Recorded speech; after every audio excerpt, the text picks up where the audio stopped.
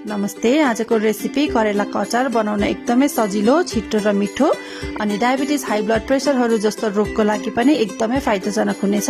So friends, welcome back to foodie with ruby.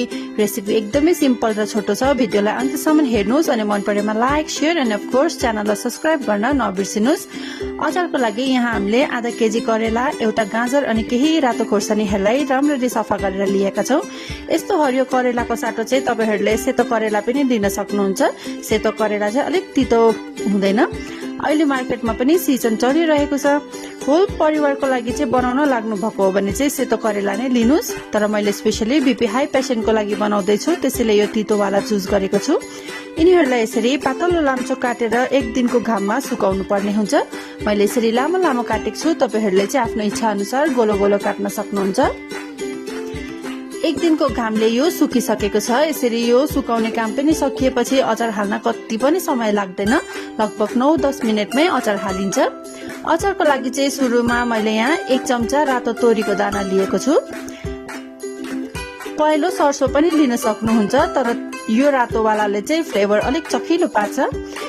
यसलाई पहिला त ड्राई रोस्ट गर्नुपर्छ। चटट पड्किनु अघि नै निकालेर पिस्नुस्। मसिनो धुलो बनाउनु पर्दैन, हल्का क्रस मात्र गरे पुग्छ। त्यसपछि चाहिँ एउटा मिक्सिङ बलमा अघिको सुकेर रेडी भएको करेला, गाजर, खोर्सानीहरू पनि हाल्ने। खोर्सानी चाहिँ हरियो पनि लिन सक्नुहुन्छ अनि पिरो स्वाद अनुसार राख्नुस्। यति बेला तपाईहरुले अलिकति भिजेको हरियो मटर पनि राख्न सक्नुहुन्छ। अब अघि रेडी गरेको क्रस्ड मस्टर्ड सीड पनि राख्ने। तोरीको दाना चाहिँ साह्रै धेरै पनि राख्नु हुँदैन। आधा केजी करेलाको लागि 1 चम्चा तोरी ठिक्क हुन्छ। स्वाद अनुसार नुन अनि 1 सानो चम्चा बेसार। अब यसलाई एकैछिन मिसाएपछि चाहिँ अब यसमा हामीले तेल राख्नु पर्ने हुन्छ। यो खालको अचारमा चाहिँ सक्दो तोरीको तेल नै राख्नुस्। तेल मैले यहाँ 1 कप लिएको छु, लगभग 200 ml छ। अहिले सबै राख्दिन, आधा अहिले हाल्ने, आधा चाहिँ हामी लास्टमा राख्छौं। मजाले मिक्स भएपछि चाहिँ एउटा सुक्खा जार लिनुस्। अचार हाल्दा जहिले पनि सिसाको जारमै राख्ने कोसिस गर्नुहोला अनि बिर्को पनि टाइट वाला नै हुनुपर्छ। प्लास्टिक बोतल जारहरूतिर भन्दा चाहिँ सिसाकोमा चाहिँ सेल्फ लाइफ पनि अलिक बढी हुन्छ। यसरी मजाले थिची थिची करेलालाई बयममा भर्ने। माथिसम्म चाहिँ नभर्नुस्, यसरी थोरै ठाउँ चाहिँ राख्नुपर्ने हुन्छ माथिबाट।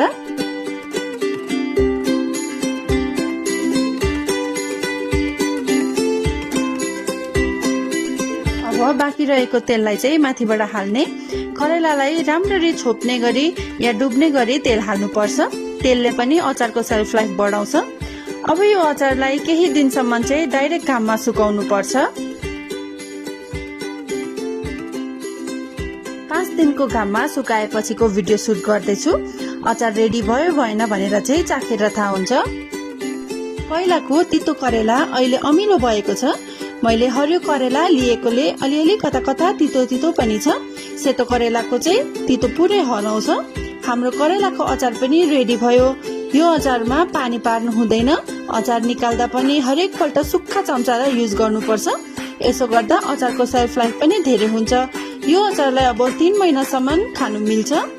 सो फ्रेन्ड्स, यो सिम्पल करेलाको अचार कस्तो लाग्यो भिडियो कमेन्ट गरेर भन्नुस् अनि भिडियोलाई लाइक, शेयर अनि च्यानललाई सब्स्क्राइब गरेर सपोर्ट पनि गर्नुहोला। Thank you for watching. See you next time with new recipe. Till then, have a good time. Bye bye.